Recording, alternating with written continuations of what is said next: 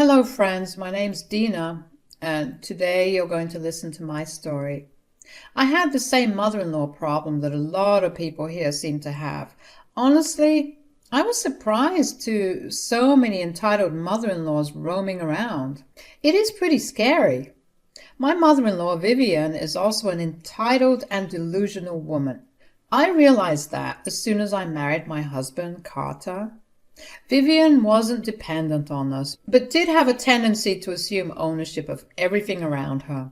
She even calls our stuff hers if she lays her hand on it. This behavior stemmed from the fact that she was a super greedy woman and liked to have a luxurious life.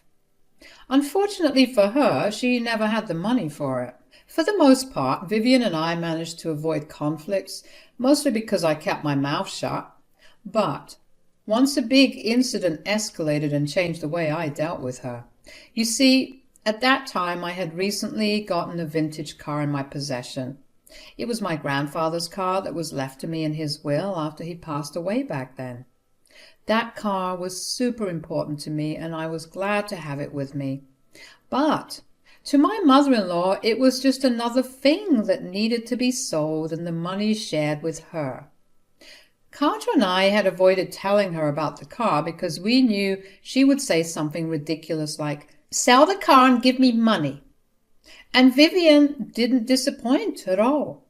Vivian was staying with us for a couple of days because her house was under emergency renovation.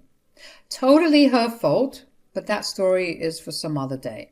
So Vivian moves into our home and immediately refers to it as hers. It was annoying, but I ignored her like I always do. Now, the real problem occurred when she checked our garage and found my vintage car there. She was immediately back in the house and said, "Why is there a vintage car in your garage?" "Oh, that's my car, actually. I recently got it from my grandfather who just passed away. So you can say it was my inheritance." "That is a freaking expensive car. I Googled it and it says that the price is around $100,000. That is a lot of money. I hope you're not thinking about keeping it." "Of course I'm keeping it. It was my late grandfather's car and has a lot of sentimental value attached to it. There is no way I'm selling." "You are absolutely insane. Listen to me, Dina. Think about what I said. You can sell the car and do so much with the money. You're being selfish by keeping the car and not selling it. We, as your family, deserve to enjoy your inheritance as well." Vivian's words were downright delusional. First of all, what I did with my private property wasn't her business. Secondly, I wasn't obligated to share my assets with her. What the hell was wrong with her? I really didn't know how to report to her, so I left her be and hoped that she wouldn't bring up this topic again. Well, I was wrong. She was super persistent and kept bringing it up. That night, when we were quietly enjoying our dinner, Vivian brought up the topic of selling my car again. She suddenly said, "So, have you thought about what I said? Did you make the decision to sell your car?" "For the last freaking time, Vivian, I'm not selling my car. That is just not possible." "This is completely unacceptable, Dina. You cannot simply have a car that costs so much. You are not a millionaire. Your Honda is good enough for you. You need to think about your family and sell the car and split the money. That way, everyone will get to enjoy it." "You cannot dictate what I do with my car, Vivian. That is totally up to me. I don't mind having the car sit in my garage. It is a sentimental car and I always wanted to inherit it. I am not selling it to anyone." "Carter, you need to tell your wife that she should sell the car. She can't just have an expensive car sitting around when we can have the money." Vivian had expected Carter to take her side. I can see why she would think that. Carter had a hard time saying no to her or setting proper boundaries, but he had been learning and getting better. So imagine Vivian's shock when Carter said, "Mom, it is her car, so she will decide what to do with it." You already heard her. The car has a lot of sentimental value. If she doesn't want to sell it, we are no one to force her. But Carter, it's just so much money. Even if it is a lot of money, that money is all hers. We don't get to decide what she wants to do with it. Let her be, Mom. You are being too invasive. You shouldn't comment on things that we privately own. Vivian looked pretty deflated by her son's words. Like I said, she has expected him to listen to her and take her side. When he didn't do that, she knew that all hope was gone. She didn't stop trying, though. She always made small comments about the car and how it would be so nice to have $100,000 in cash. It was getting downright annoying, but I was ignoring it. Apparently, I should have done better because she managed to steal and sell my car from right under my nose. One morning, when I was about to leave for work, I saw that my vintage car was missing.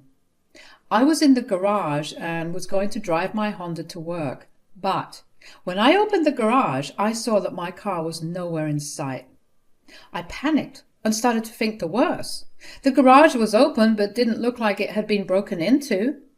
Carter's car wasn't in its place because he had left for work way before me.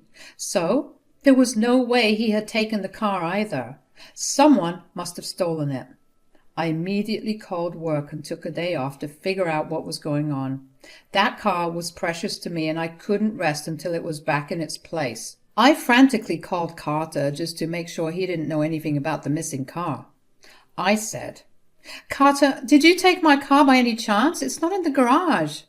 "What?"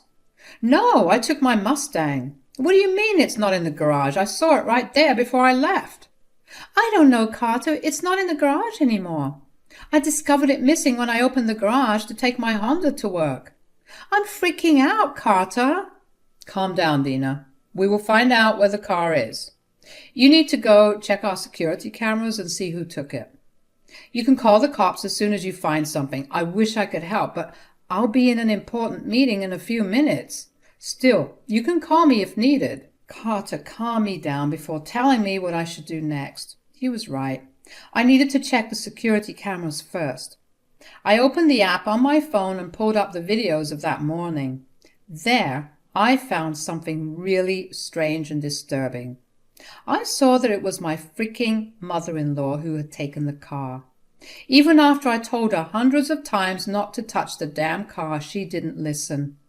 I was extremely pissed. I called her and recorded the conversation. I said, "Vivian, where the hell are you? Why did you take my car?"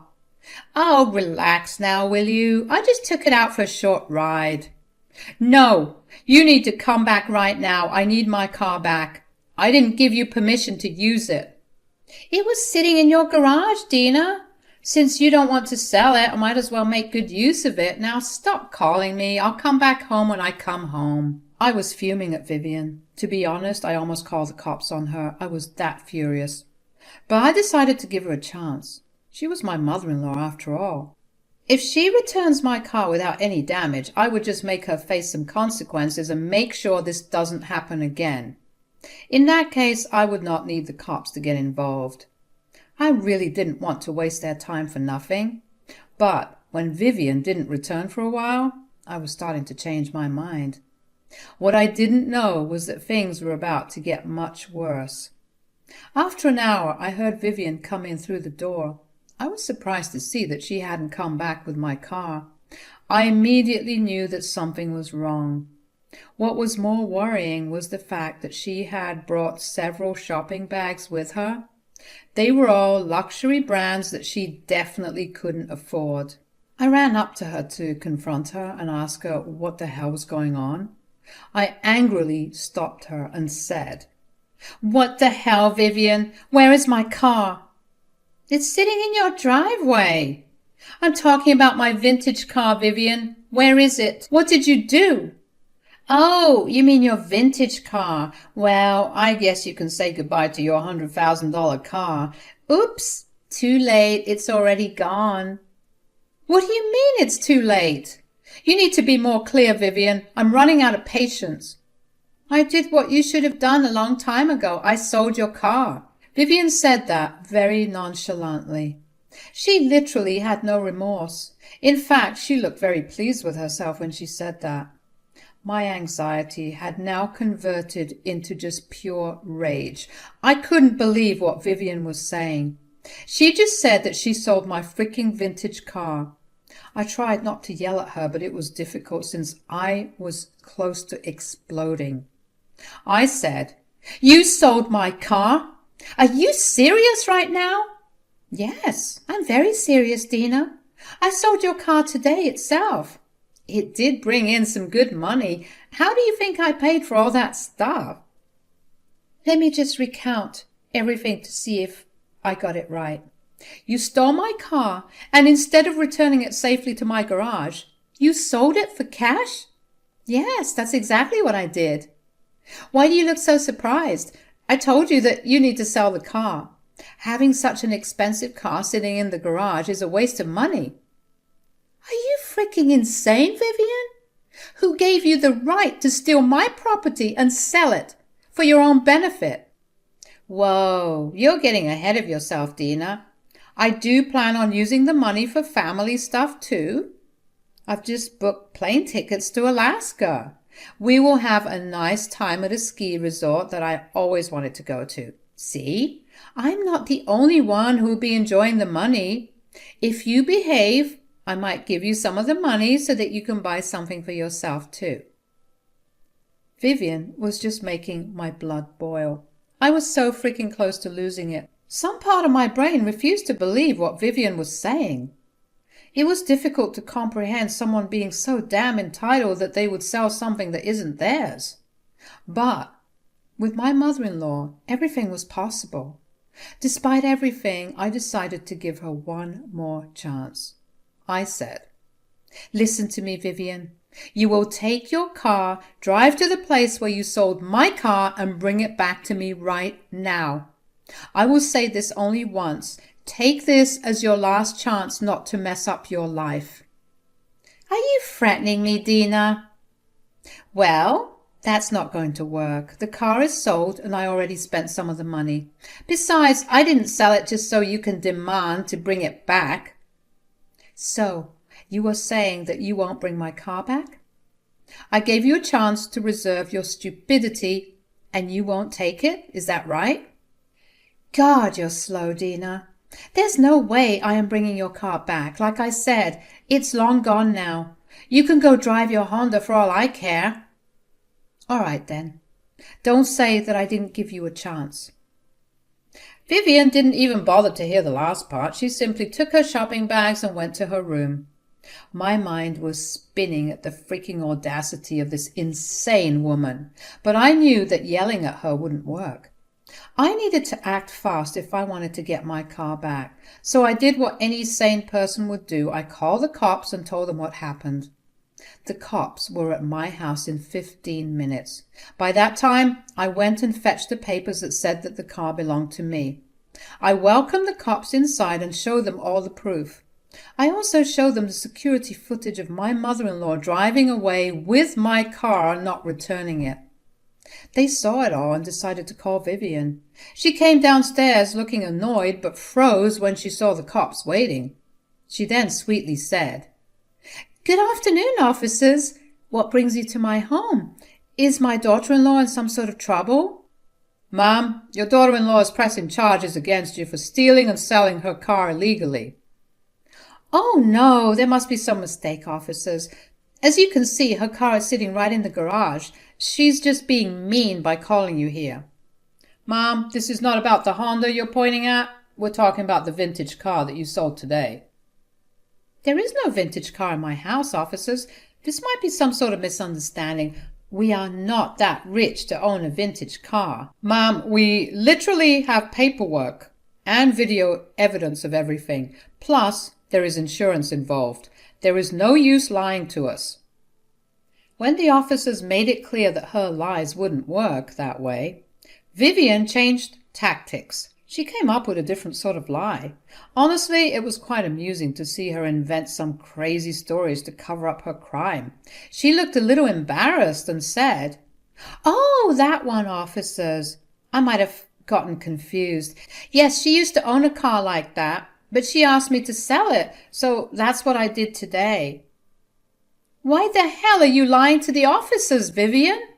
I never gave you permission to even drive the car, let alone steal it. Dina, what the hell? You can't just change your mind like that. Are you doing this to trap me? That is so wicked. Officers, you must understand that Dina is trying to trap me. I swear, she gave me permission to sell it. Oh, really, Vivian? So how do you explain your phone call where I clearly said that you need to bring my car home and I don't want you driving or touching it? What phone call, Dina? You're just talking nonsense. I simply pulled out my phone and played the call recording where I was telling Vivian to come home and leave my car alone. It also had proof that I didn't give her permission to use the car, and I wanted the car home, not sold off to some illegal business. The officers listened to the voice recording and were very annoyed. They gave Vivian the most "don't mess with us" look and said, "Are you going to come up with more lies, or is that it?" Well, I can explain, just hear me out. You don't need to do that anymore, ma'am. You can talk at the police station. Now, you are under arrest for the theft of your daughter-in-law's car. Now, Vivian looks really afraid. She was gulping hard and started to have tears in her eyes. She tried to come up with more lies, but the officers cuffed her without listening. She should have shut up, but her anxiety didn't let her. Instead, she decided to ask me for help. Yes, she literally changed her demeanor within a few minutes. She went from being confident to a scared animal begging for help. She turned to me and said, "Dina, you can't let this happen. You can't make your own mother-in-law get arrested. Think of what people will say." I don't care what people will say, Vivian. You committed a crime and need to be arrested. And I will do anything to get my car back. It's just a car, Dina. There's no reason to get me arrested for that. We can talk and work this out. Trust me, you don't want your mother-in-law getting arrested. We're family. You sure didn't care about my family when you sold my car. You literally sold a piece of my family's history. You don't get to play the family card now. Vivian was already in tears and kept begging me to let it go. She was delusional, and she thought that I was going to let her get away with her horrendous behavior. She tried pleading with me up until she was taken to the cop car. But before she got in, she shouted at me, "This is not the end, Dina. I will get my son involved. He will put you back in your place." Well, good luck with that, Vivian. I'm sure your son will do what is right. You worry about getting out of jail. I said goodbye to my car, but you will say hello to a lawsuit.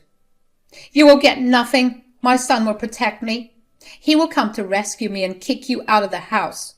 Well, her son did go to the police station, but not to rescue her. When Carter called me and asked what was going on, I told him to meet me at the police station. I needed to go physically file a case, so it would be better for me to meet him there. Plus, I wanted to see Vivian's face when Carter made his assessment of the situation. Carter and I met and went straight to Vivian. She saw him and started to cry. She said, "Carter, look what your wife has done. She hates me so much that she put me in jail. I cannot be here. Carter, you need to do something." "Dina, what's going on? Why did you put Mom in jail?" "Hey, Vivian, want to explain to your son what you did with my car?" Vivian was now suddenly very quiet. She was thinking of an explanation that would make her look less bad. Unfortunately for her, she couldn't come up with anything. She remained quiet, with her head down. Carter said, "Mom, say something. Why are you quiet?" "What will she say, Carter? She stole and sold my car to someone. Then she came home with shopping bags and informed me that she has booked us a vacation in freaking Alaska."